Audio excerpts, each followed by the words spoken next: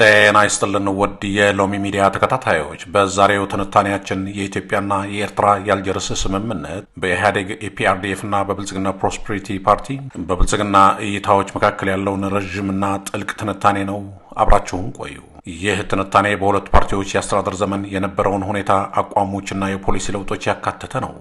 የአልጀርስ ስምምነት በሁለቱ ሀገራት መሪዎች በግንቦት 2000 ዓ.ም በጦርነቱ ማብቂያ ላይ በአልጀርስ አልጄሪያ ውስጥ የተፈረመ ሲሆን በኢትዮጵያና በኤርትራ መካከል ያለውን ድንበር በተመለከተ ዓለም አቀፍ አስገዳጅ ውሳኔ የመጨረሻ መፍትሄ ለመስጠት ያለመ ነበር። አንደኛም የኢህአዴግ እይታ ከ1998 እስከ 2018 ዓ.ም የፖሊሲ አቋምና አፈጻጸም። የኢህአዴግ አቋም በሁለት ዋና ዋና ምዕራፎች ሊከፈል ይችላል። የመጀመሪያው ምዕራፍ ከ2000 ዓ.ም እስከ 2002 ያለውን ስምምነቱን በመቀበልና ድንበር አከራካሪ ጉዳዮች እንዲፈቱ ዓለም አቀፍ የድንበር ኮሚሽን እንዲቋቋም መፍቀድ። በሁለተኛ ደረጃ ደግሞ ከ2002 በኋላ በመሰረቱ ተቀብሎ በይዘት አለመቀበል ኢህአዴግ የድንበር ኮሚሽን ውሳኔን ዲሊሚቴሽን ኤንድ ዲማርኬሽን ዲሲሽን በመርህ ደረጃ ተቀብያለሁ ቢልም በተለይም ባድመን ጨምሮ አንዳንድ ቁልፍ ቦታዎችን በተመለከተ የሰጠውን ውሳኔ በተግባር አልተቀበለም። የአምስት ነጥብ የያዘው 5 ፖይንት ፒስ ፕላን ኢትዮጵያ በ2004 ዓ.ም ያቀረበችው ይህ እቅድ የሰላም ስምምነቱን መርሆች ሙሉ በሙሉ መቀበል፣ በድንበር ኮሚሽን ውሳኔ መሰረት ድንበሩ እንዲለይ ማድረግ፣ ድንበሩ ከመካለሉ በፊት በሁለት ሀገራት መካከል ቀጥተኛ ውይይት እንዲደረግ መጠየቅ፣ የድንበር ይገባኛል ጥያቄዎችን በተመለከተ ኮሚሽኑ የሰጠውን ማብራሪያ መቀበል፣ ቴክኒካል አሬንጅመንት፣ ሰላምን ለማጠናከር ልዩ ኃይል መፍጠር የመሳሰሉ ነበር። ይህ እቅድ የኮሚሽኑ ውሳኔ የመቀበል ፍላጎት ቢያሳይም በዋናነት ግን የአፈጻጸም ዘዴውንና የጊዜ ገደቡን በማዘግየት የውይይት ቅድመ ሁኔታን አስቀምጧል። ይህም በኤርትራ በኩል እንደ ስምምነትን ማፍረስ ተቆጥሮ ውጥረቱ እንዲቀጥል አድርገዋል።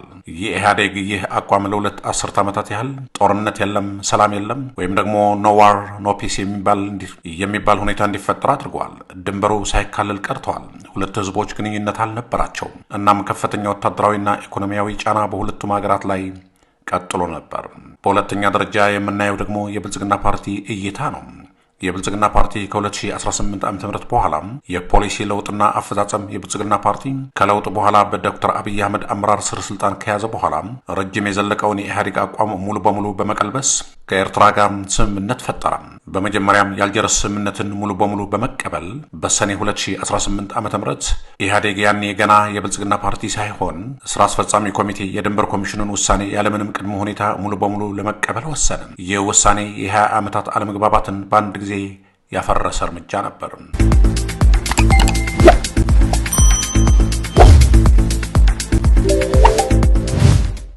በመቀጠልም ሰላምን ማስፈንና ግንኙነትን መጀመር በተመለከተ ዶክተር አብይ አህመድ ወደ አስመራ በመሄድ ከፕሬዚዳንት ኢሳያስ አፈወርቂ ጋር የሰላምና ወዳጅነት የጋራ መግለጫ ጆይንት ዲክላሬሽን ኦፍ ፒስ ኤንድ ፍሬንድሺፕ ተፈራረሙ። ይህ መግለጫ ጦርነቱ መቋረጡን፣ ወዳጃዊ ግንኙነቶች እንደገና መጀመራቸውንና የጋራ ጥቅምን ማሳደግ ላይ ትኩረት ያደረገ ነበር። እናም ተግባራዊ እርምጃዎች ስናይ ደግሞ የአየር በረራዎች ተከፈቱ፣ የቴሌኮም አገልግሎቶች ተመለሱ፣ የድንበር ማቋረጫዎች ለጊዜው ተከፍተው ነበር። የብልጽግና ፓርቲ እይታ ዋነኛው ትኩረት የሰላም ዲቪደንድ ማግኘትና የሁለቱን ህዝቦች የጋራ ጥቅም ማሳደግ ነበር። የድንበር ጉዳይን በሰላማዊ መንገድ መፍታት ለቀጠናው መረጋጋትና የሀገሪቱን የኢኮኖሚ ልማት እቅዶች ስኬታማነት አስፈላጊ እንደሆነ ይታመን ስለነበር።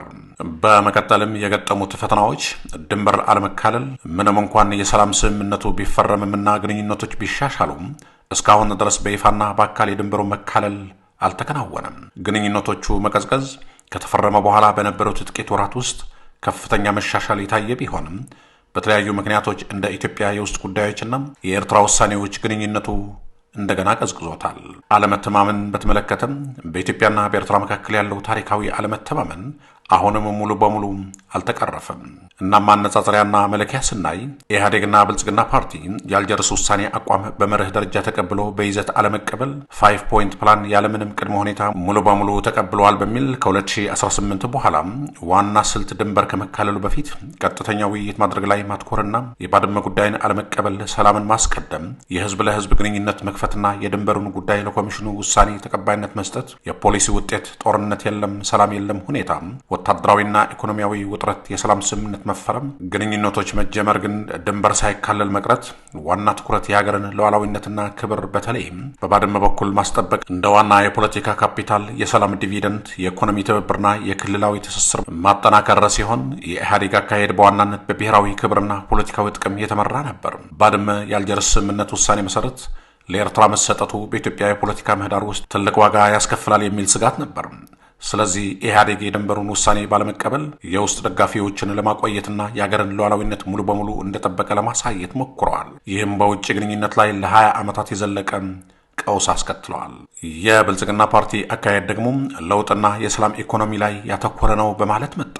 ለውጥን የመራው ቡድን ያለፈውን ፖሊሲ በመተው ለሁለቱ አገራት ህዝቦች ሰላም ቅድሚያ መስጠት የአገሪቱን የልማት አጀንዳ እንደሚያሳካ በመናገር ስምምነቱን በመቀበል የኢትዮጵያና የኤርትራን ግንኙነት አዲስ ምዕራፍ እንዲጀምር አድርጓል። ምንም እንኳ የድንበር ጉዳይ አፈጻጸም ቢዘገይም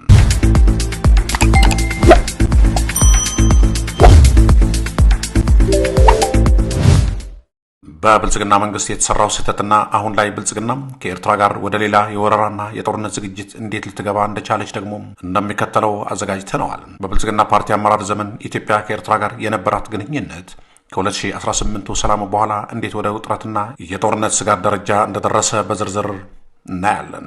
በመጀመሪያም በብልጽግና ዘመን የተፈጠሩ ስህተቶችና ወደ ጦርነት ዝግጅት መግባቱ። አንደኛ፣ በብልጽግና መንግስት የተፈጸሙ ስህተቶች የ2018 የሰላም ስምምነት ታሪካዊ ስኬት ቢሆንም ሰላሙን ለማጠናከርና ለማስቀጠል የተወሰዱ እርምጃዎች በሙሉ ፍጹም አልነበሩም። ዋነኞቹ ስህተቶች የሚከተሉት ናቸው። ቅድሚያ፣ የድንበር ማካለል አለመፈጸም ዘ ሚሲንግ ዲማርኬሽን። ብልጽግና የአልጀርስ ስምምነትን ያለምንም ቅድመ ሁኔታ ሙሉ በሙሉ እንደተቀበለ ቢገልጽም በይፋዊ መንገድ ወደ ድንበር ማካለል ዲማርኬሽን ሂደት አለመግባቱ ዋነኛውና ገዳይ ስህተት ነበር። በመቀጠልም ኤርትራ ፕሬዚዳንት ኢሳያስ አፈወርቂ የሰላም መርሆችን እንደተቀበለች ግንኙነቱ እንዲጀመር ፈቅደው ነበር። ነገር ግን ኢትዮጵያ የድንበር ኮሚሽኑን ውሳኔ ተቀብላ ግዛቷን ለመልቀቅና ድንበሩን ለማካለል ትክክለኛውን እርምጃ ባለመውሰዷ የኤርትራ አመራር የኢትዮጵያን ቁርጠኝነት መጠራጠር ጀመረ። የኢህአዴግን የ2000 ዓ.ም ስህተት በመድገም የሰላም ማስፈን ስምምነትን ከድንበር መካለል ስራ ጋር ባለመጣመር መሰረታዊ ችግሩ እንዳይፈታ አድርጓል። በመቀጠል ደግሞ የሰላም ተቋማዊነት አለመኖር። ሰላሙ በዋነኛነት የተመሰረተው በሁለቱ መሪዎች ግላዊ ግንኙነት ፐርሰናል ኬሚስትሪ ላይ የነበረ ነው። የሰላም ስምምነቱን ዘላቂ ለማድረግ የጋራ ተቋማት፣ የድንበር አስተዳደር ኮሚቴዎች፣ የጋራ የንግድ ምክር ቤቶችና የጸጥታ ትብብር ስምምነቶችን ማጠናከርና ማቋቋም ያስፈልግ ነበር። እነዚህ መዋቅሮች በሌሉበት የግል ግንኙነት ሲቀዘቅዝ ወይም የውስጥ ፖለቲካዊ ችግሮች ሲከሰቱ ጊዜ ሰላሙ በቀላሉ ተናጋ። እንዲሁም የትግራይ ክልላዊ መንግስትን አያያዝ ትግራይ ሪጂናል ገቨርንመንታል ማናጅመንት የፌዴራል መንግስቱ ከትግራይ ክልላዊ መንግስት ቲፒኤልኤፍ ጋር የነበረው ውጥረት እየጨመረ ሲሄድ ኤርትራ ይህንን ጉዳይ ለራሷ ጥቅም በሚያመች መልኩ ለመጠቀም የሚያስችል ምቹ ሁኔታ ተፈጠረ። ኤርትራ ከቲፒኤልኤፍ ጋር የቆየ ከፍተኛ የጥላቻ ታሪክ አላት።